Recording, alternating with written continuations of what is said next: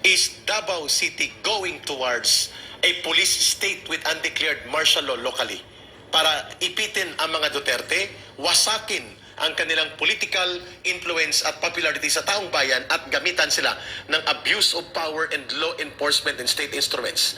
Makakasama natin via Zoom mula sa Amerika si Reverend Attorney Arnedo Valera. Siya po ay organizer and founder ng Pinoys for Real Change in America at International Volunteer Coordinator ng Hakbang ng Maisog USA President, at the same time volunteer sa iba't ibang bahagi ng daigdig na nagko-coordinate ng mga Filipino community sa Maisog Filipino Group. Attorney Valera, Reverend Attorney Valera, welcome sa Pilipinas Nating Mahal. Kasama natin ang Tubong Davao, former Undersecretary Yusek Ben Ranque. Magandang araw, Attorney Valera. Magandang araw ka, Eric, and of course, Yusek Ben, no? At of course, babati na rin ako sa mga nanonood at mga nakikinig sa atin dito sa programa ninyong Pilipinas Nating Mahal. And of course, napakaganda ng inyong talakayan. Hopefully, we'll be able to share itong mga insights at analysis natin yung mga kaganapan ngayon, no? Hindi lang sa espesipikong area sa Davao, kundi sa buong kapuluan. In other words, napakahalaga na pag-usapan natin dito ka Eric at saka si Yusek Ben, yung national situation talaga. Tama. Na aming personal na pananaw, kahit nandito kami sa Amerika, ay nakikita namin na nakakagimbal, nakakatakot yung tinutungo nating direksyon para sa sambayan ng Pilipino. Ayun. Attorney Valera, ikaw muna ang tatanungin namin. Ang teorya ni Yusek Ben Ranque, itong biglaan at walang karispe-respeto, walang koordinasyon, protocol of courtesy, and observance of the local government authority provided to the city mayor, tinanggalan siya ng 35 police personnel. Si Mayor Bastida Duterte ng Davao City.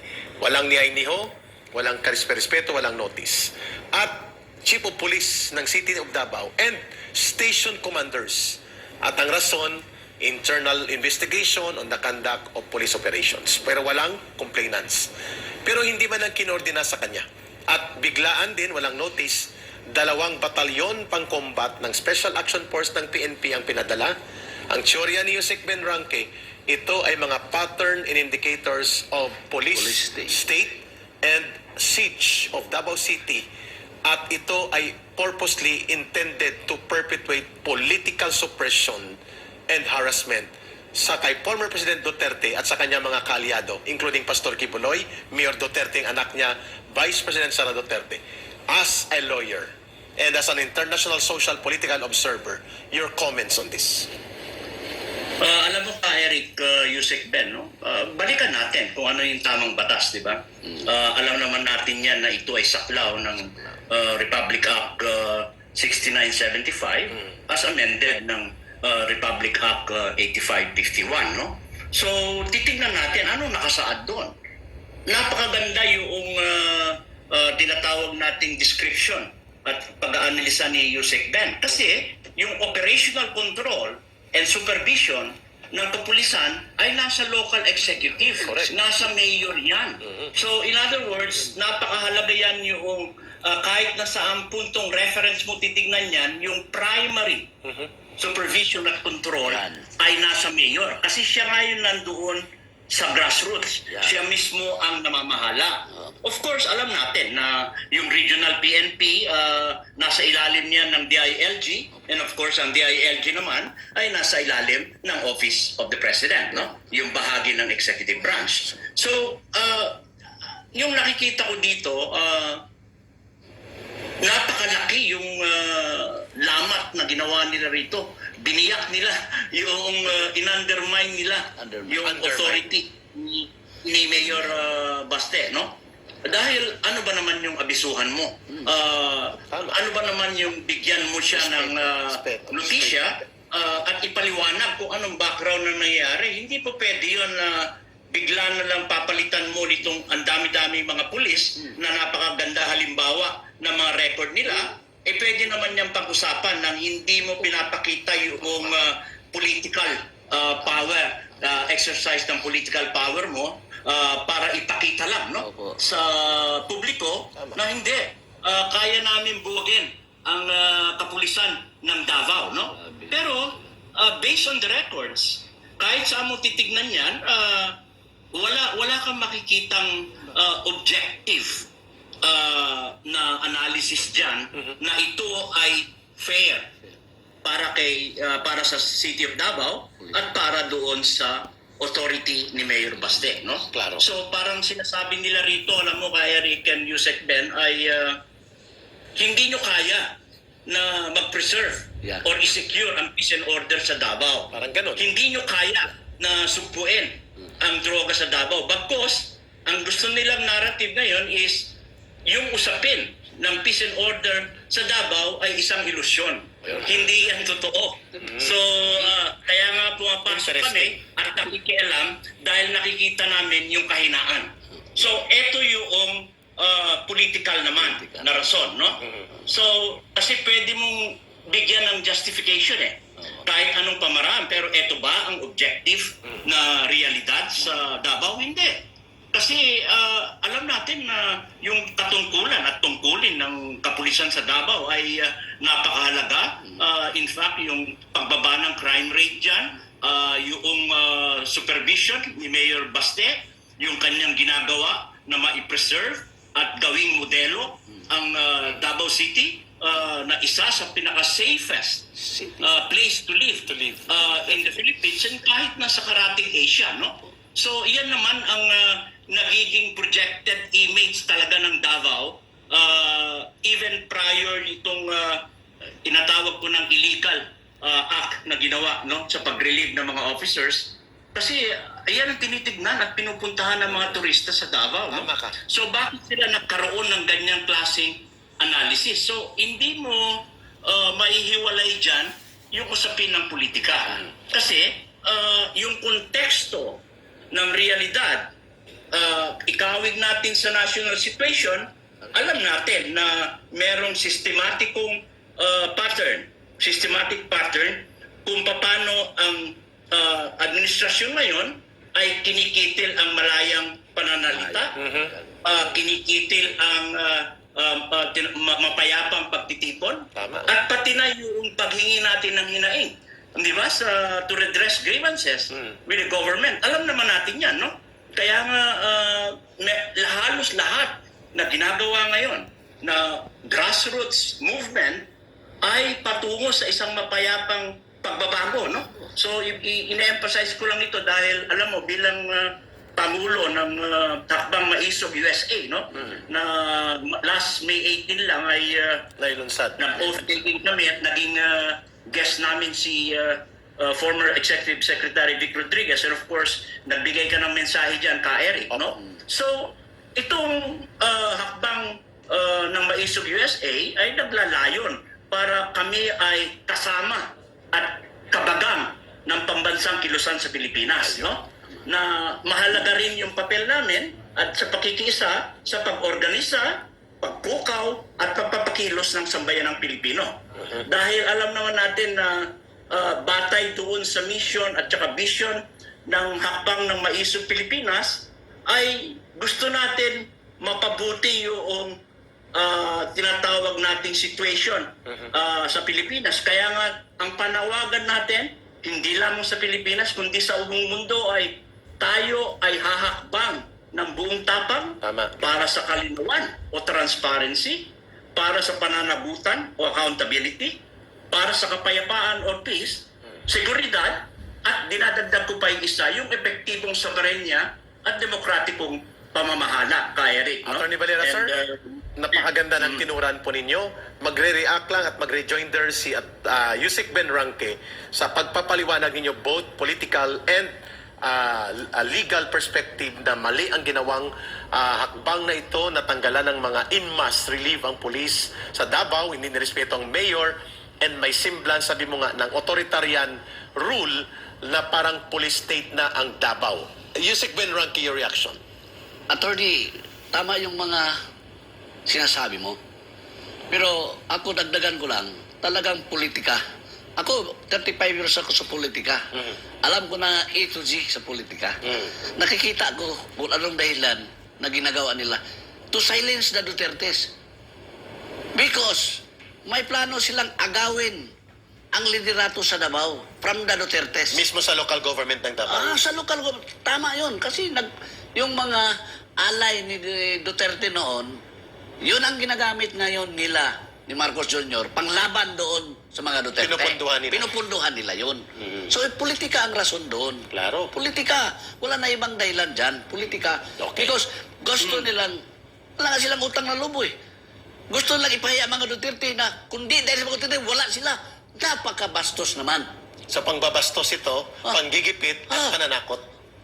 Combination. Combination. Attorney Tama Valera, yung- tama yung dagdagan po punto ninyo. ni Juan. Go ahead po. Yeah, tama yung punto mo, Yusek Ben. No?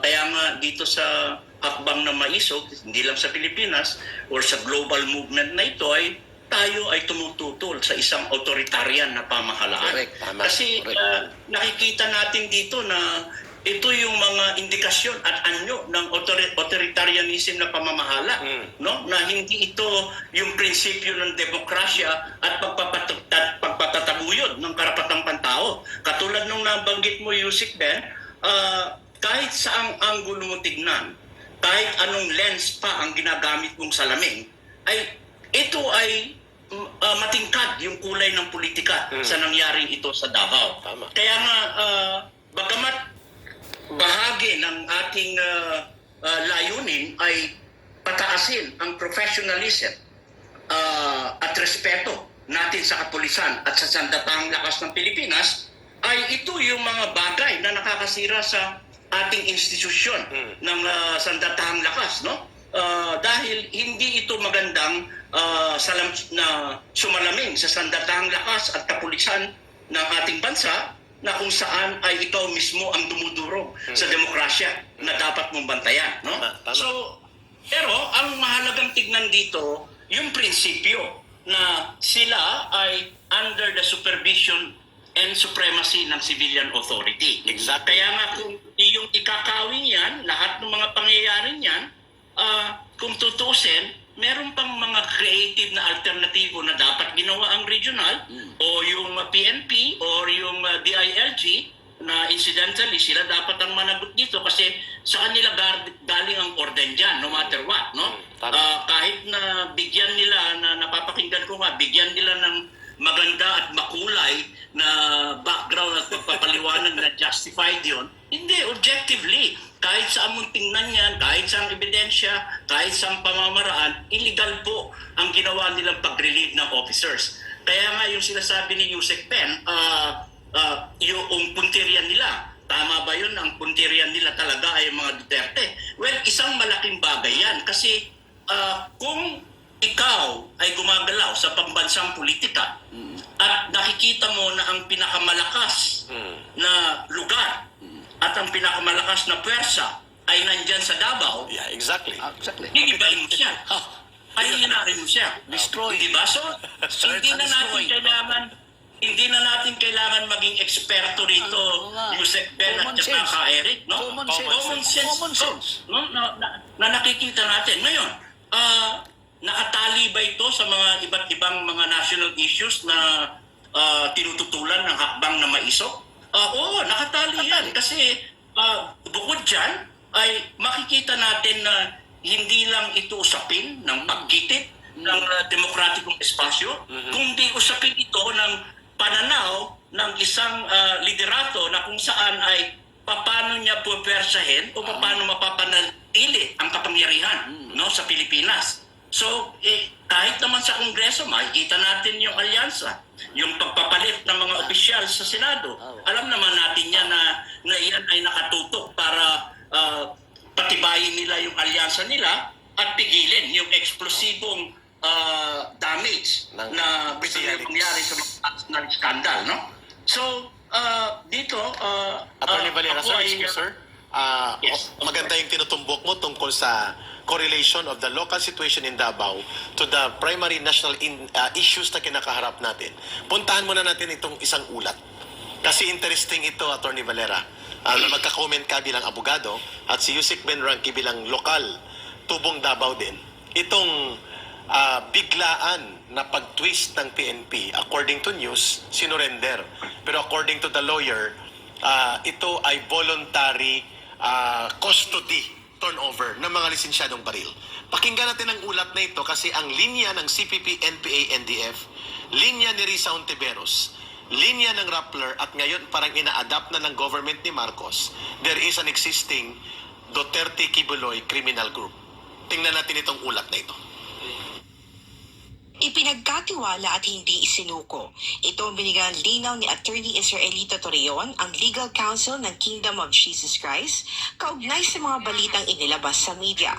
Sabi ni Attorney Torreon, hindi naman kailangan isuko ang mga baril ni tamayong Barangay Captain Crescente, Enteng, Canada.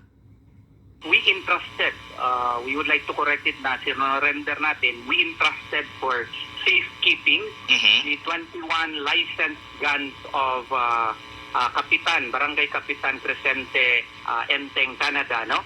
Even if walang order po sa kanya, even if hindi nakansila yung kanyang LTOPF, no? Hindi po nakansila. Pero para maiwasan po natin ang mga salita-salita at mga ibang mga news items na parang sumisira sa ating imahen, Ang mga baril ay tinurn over sa Criminal Investigation and Detection Group, Region 12 Chief, Police Lieutenant Colonel Bernard Pagaduan at Major Edgardo Bahan.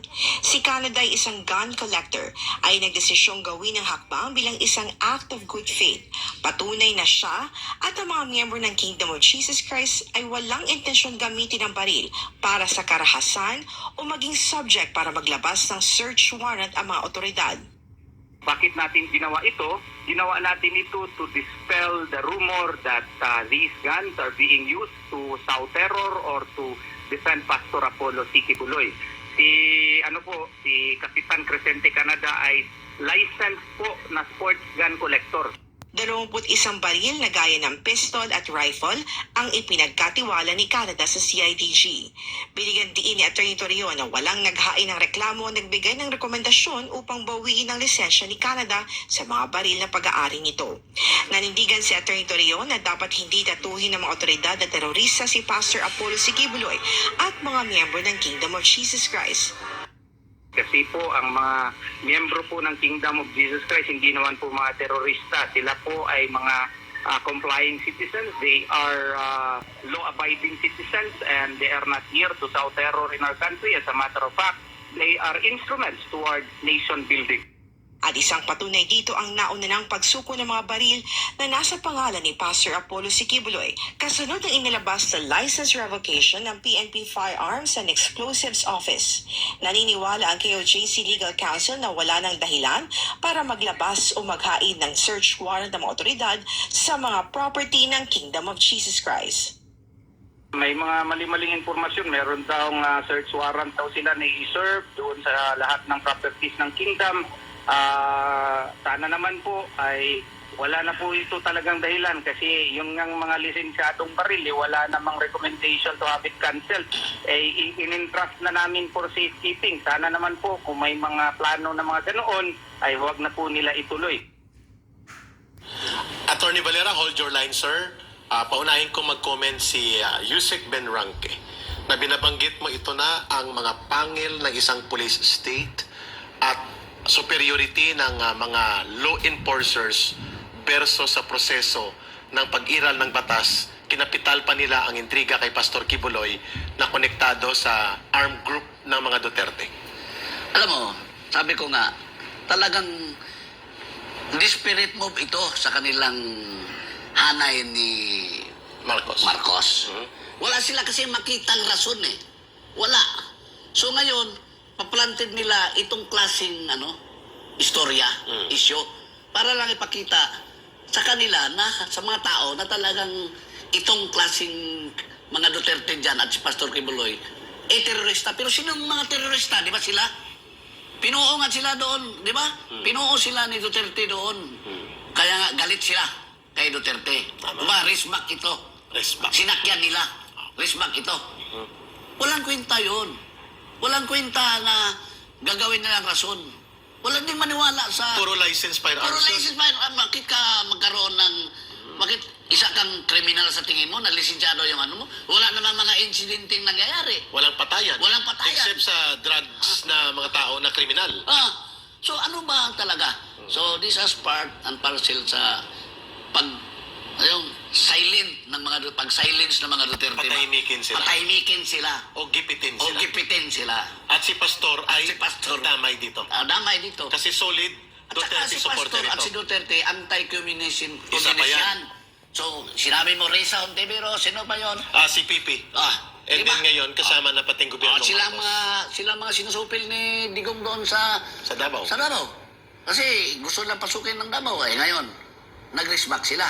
Ginamit lang isyo, sinusulan na si Bongbong May punto Marcos. ka. Di ba? So this is still political. Puntahan natin si Attorney Valera. Attorney Valera, sir, narinig po ninyo ang magandang paliwanag at take-off ng punto de vista ni Yusek Ben Ranke. Sa inyo po. Go ahead. Alam mo, salamat Yusek Ben, no? Hindi lang ako nalulungkot ngayon sa aking nakikita, no? Minsan natatawa ako. Paano nangyari ito na yung mga lumalaban sa terorista at yung mga lumalaban Sila din ngayon ang pigilin terorista. ang violent overthrow ng government ay sila ngayon ang terorista. Paano nangyari? Kasama tayo doon. Ano ba yun? Kasama tayo, Attorney Kasama Valera. tayo doon na Anong klaseng alam utak natin sila? yan. Malalim ang karanasan natin dyan na gusto nating pigilin ang pagtatatag ng estadong sosyalismo. Gusto nating pigilin itong walang kwentang Communist terrorism. 53 years na armed conflict na walang saysay na kung saan ay ginagamit ang pistoks para palakasin at itulak ang status of belligerency ng mga terorista. Meron tayong terrorism law. So, pinalitan na ba natin ang definition? What is a terrorist act? Baliktad.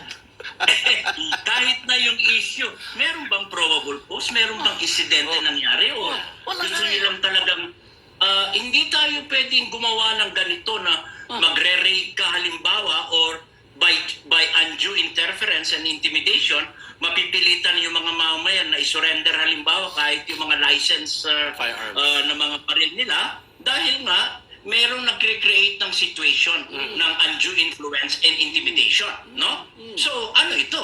Ito ay nakikita natin na isa na namang tendensiya ng authoritarian rule. Yung paggamit ng puwersa, political power para idiin at para pahinain ang mga kalaban sa politika. Kasi ito, again, hindi lang ito ina-undermine halimbawa yung integridad at credibility ng mga nasasangkot katulad ni dating Pangulong Duterte, kundi pinapakita nila na we can do whatever we want and we can justify it under the law. Attorney Valera. Yun ang nakakatakot kasi bumabalik tayo sa isang kadiliman na kung saan ay napipilit. At ito ang nakikita ko, no? Dahil itong pambansang kilusan natin, bagamat tayo ay nasa sitwasyon na itinutulak natin ang mapayapang pamaraan para magkaroon ng tunay na pagbabago, ay at the end of the day, alam mo, within the next 6 months, the next year, puputok ito sa mukha ng liderato at makikita nila kung gaano kalakas ang tinig ng sambayanan. Attorney Valera, which brings me to the question before ang rejoinder ni Yusek Ben Ranke. The Davao now is an experimental laboratory for undeclared martial law. It has now become a testing ground for outright authoritarian rule, excessive use of power of the instruments of law, police, at dahil wala silang tiwala sa mga military, dahil mukhang ito ay close kay Duterte, naglagay ng 2 batalyon ng Police Special Forces. Ngayon, ang tanong ng taong bayan, ganito, Attorney Valera, gaano kahalaga ang pagtingin na ito'y dapat maikawing din sa sinasabi ni Yusek Ben Ranke na political persecution and intimidation and harassment, sinuspende ang nagpaparali at sumusuporta sa Maisog Group na mayor ng Cebu City among his allies na mga city councilors. Ongoing ang suspension ni Governor Hubahib ng Davao del Norte. Removed from office subject for appeal si Governor Mamba sa pagtutol niya sa EDCA at sa China pivot and gira-girahan ni Marcos sa North Luzon kung saan malapit sa Taiwan ang konfliktong area na pinamumunuan niya. Suspended din ang governor sa Bohol. Mukhang may nahabol sa kanya na hindi nagustuhan ng administrasyon. And most likely, tatargetin ang next suspension ni Mayor Basti Duterte. At tinatakot si Duterte mismo, Rodrigo Duterte, na papasukin ng ICC at aarestuhin siya, kaya may pre-deployment ng 2 batalyon ng SAP at ngayon ginigipit at tinaharas at ginagawa ng masamang kwento ang Office of the Vice President for some issues of abuse of funds upang ikondisyon na masama ang kanyang pagpapatakbo ni Vice President Sara Duterte sa kanyang opisina. All of this before the rejoinder of Yusek Ben Ranke. How do you connect the dots of what we are facing right Alam now? mo, ang nakakagamba rito, usually pag nag-dissect ako ng ganitong analysis, tinitignan ko kung ano yung internal at external factors at environment. No? Kasi sa internal, nakikita natin na may liderato tayo, na may mga national scandal na dapat pagtakpan. Merong liderato tayo ngayon na tinutulak sa bangin ng gera ang sambayan ng Pilipino na hindi naman dapat dahil sa usapin ng South China Sea. Meron tayong liderato ngayon na tinutulak ang charter chains kung kailan ay dapat buksan ang ating economic provisions na para bang binebenta natin ang Pilipinas dahil ito ay pwede nang magkaroon ng 100% ownership sa patrimonya, national patrimony ng ating bansa at pati na yung mga tinatawag nating critical infrastructure, basic utilities, no? Na kung saan ay binabalanse ng ating saligang batas. Of course, ang nakatago dyan sa charter change na yan ay yung pag-aamyenda at pagsuso sa termino ng mga officers, no? Kasi yan ay lalabas. Kasi pag binuksan nila ang saligang batas, lahat yan bubuksan.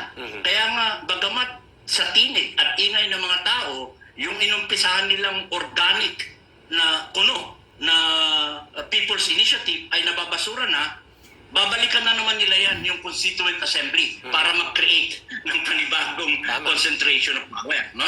So, napakalinaw yan. Kaya nakikita natin itong mga nangyayari sa local at national issues na ito. Bakit nakafocus sa Davao?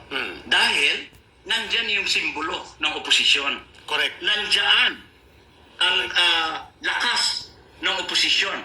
Kumbaga ay malalim ang balon ng loyalty, malalim ang balon ng katapangan nandyan sa Davao dahil sa liderato ni dating Pangulong Rodrigo Duterte, no? And of course, alam naman natin yung Girian, no? Kahit na yung pagpasok ng ICC, na pag-usapan na natin yan. Bakit mo pa papasukin? Nung una, sinabi mo na yan, pinangako mo na hindi yan papapasukin dahil sinabi ng Pangulo na kayo ay hindi pwedeng mag-intervene sa isang bansa na sovereign niya, sa isang bansa na normal ang function ng hukuman. Hindi ba? Yan ang binitawan niya. So yung mga pabago-bagong ganyan ay mabigat. Hindi ba? Kaya nga ako, naalala mo, nag-withdraw ko ng formal support. Correct. Kay Pangulong BBM dahil niyakap ko yung kanyang prinsipyo na tayo ay kaibigan ng lahat at walang kaaway. So paano nangyari yan? Na bigla na lang tayong may kaaway at bigla tayo nandun sa Girian na as if na pag ginera natin ng China, tayo na may-ari ng South China Sea. Samantalang ang laman ng 357 pages ruling na yan, na nabasa ko naman, ay ang espiritu niya at intensyon na kay Eric tsaka Yusek Ben ay pinababalik tayo sa negosasyon, sa diplomasya. Attorney Valera, sir, maganda yung punto mo. Sige, okay, isa pa. Okay, dagdagan mo. Ang mahalaga rito ay dapat maintindihan ng sambayan ng Pilipino na nire-renunsyo natin, we renounces war. Ang digmaan bilang instrumento ng ating policy. Tayo ay nuclear-free Philippines. Tama. So, nandun pala ako sa internal So, merong external, yung pagtulak. Sino ang tumutulak sa atin para pumunto sa ganitong gerang ito? Yun. Sa tension na ito. Balikan ko yan, Attorney Valera. At maganda yung punto na take off mo. Pinag-connect mo ang interconnection ng political and economic and state policies ng gobyerno ni Marcos kung bakit naabot natin ang ganitong kalagayang krisis political at nagpapasidi din sa kalagayang lokal na ekonomiya ng ating bansa sa apektado ng mamamayan. Yusek Ben Ranke, bago ko kunin yung pananaw ni Atty. Valera sa external forces, contributory sa pagluba ng political crisis at pag-iral ng Marcos authoritarianism in the modern times. Paano mo tinitingnan itong kanilang hakbang na gamitin ang poder ng pulis, law enforcement, at sabi ni Atty. Valera, dahil simbolo ng oposisyon ang Davao City? Ito nakikita kong pattern ngayon. Kung ano yung ama, ganun ang anak. Kung authoritarian na yung ama noon, yun ang napagisnan ng anak. Di ba? So, going to creeping dictatorship, creeping authoritarian rule. Kasi, ngayon, sinusupil na yung oposisyon. Nilagawan ng mga militar. Ang mga pulis, sinasabihan na ito nang gagawin natin. Ang kongreso, sinusuhulan na. Lahat na bagay na ginawa nung ama at ni Imelda noon, ginawa nila ngayon. Ang problema, ito, hindi matino ang pag-iisip ng anak. Yan ang pinaka-dangerous. He doesn't have the brilliant mind of his father. Correct. So ngayon, ako po ay nagdarasal kay Rick na sana naman yung mga instrumentalities na ginagamit niya ngayon, sabihan niya siya, huwag ganyan. The cabinet should tell him, no, mali yung ginawa mo. The police should tell him, no. The armed forces. The armed forces should no. You should know how to say no. Doon sa mga decision ni Marcos Jr. na sa tingin natin makakisira sa tao. Ganda. Ano ba ang inyong purpose nandyan kayo? To protect the people, not to protect the politicians. Correct. Di ba? Ganon ang ano ko sa... Good Ganon. point. Good point. Atty. Valera, tinumbok. Alam mo, Go ahead. yeah, napakaganda ito. Tinitignan ko lang to, pag-uusapan nga namin bukas ni Maharlika, no? Yung mga creative ways ng pagprotesta, no? Kasi bilang mga puwersa ng hakbang na maisog, ay patuloy tayo na yumakap sa mapayapang pamamaraan. No? And there are creative ways talaga na iprotesta itong nangyayari sa ating bansa. No? Dapat naintindihan natin na yung may kabinete, may mga may mga officials, may mga senador, may mga congressman. Pero ang tingin ko dyan, na-consolidate nila. Mayroong konsolidasyon ngayon na nangyayari o nangyari na. Apparently. Ang political consolidation na ito na kung saan ay yung mga alyansa at alyadong ito ay iisa lang ang kanilang tutunguhan. Iisa lang yung direksyon nila upang supilin ang karapatan ng mamamayang Pilipino. Ngayon, sa kalakasan ng oposisyon sa Davao, halimbawa, na kung saan ay doon nagmumula ang oposisyon sa ating bansa, nasilip na nila riyan. Kinakailangan tuloy-tuloy nilang pahinain yan. Kaya nga napakahalaga na ang sambayanan, bantayan yan at ipakita na hindi sila ang may makapangyarihan sa ating bansa kundi ang mga mamamayan. Kaya ang panawagan natin, ibalik itong kapangyarihan nito sa ating mga mamamayan. Kung kinakailangan patuloy tayo mag-organisa, magmobilisa, na ngayon ay ginagawa na natin, puntahan ng lansangan, kalampagin ang ating mga kaldero at ang ano bang ingay dyan para makita nila na ito ay simbolo at ito ay mga aktibong pangaraan ng sambayanang Pilipino na kami ay nag-iingay dahil kinikitil ninyo ang aming karapatan, nilalabag at binabarubal ninyo ang ating saligang batas. Atty. Valera,